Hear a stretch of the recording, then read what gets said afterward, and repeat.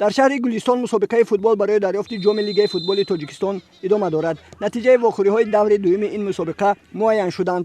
Дар даври дуюми мусобиқаи мазкур эсхата тими мунтахаби тобисолаҳои кишварро бо ҳисоби 3-1 ва Равшани Кулоб Истиқлоли Душанберо бо ҳисоби 5-0 шикаст доданд. Вохӯрии дастаи Истаравшан ва Гулистон бо ҳисоби 8-1 ба фоидаи дастаи Истаравшан ба анҷом расид. Футболбозони дастаи Хатлон тими Хуҷанди Хуҷандро бо ҳисоби 3-1 ва клуби марказии варзишии Артиш Равшани Зафарободро бо ҳисоби 2-1 шикаст доданд. Дидори дастаҳои Файзканд ва Регар дар ин давр бо ҳисоби 1-1 мусовӣ ба анҷом расид. این مسابقه خیلی مسابقه نغز است.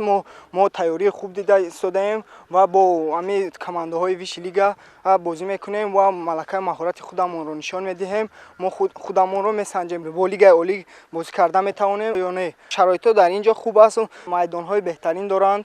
کوشش می‌نماییم که از همین امکانیت استفاده برده ملکه مهارت خودمون رو بهتر کنیم.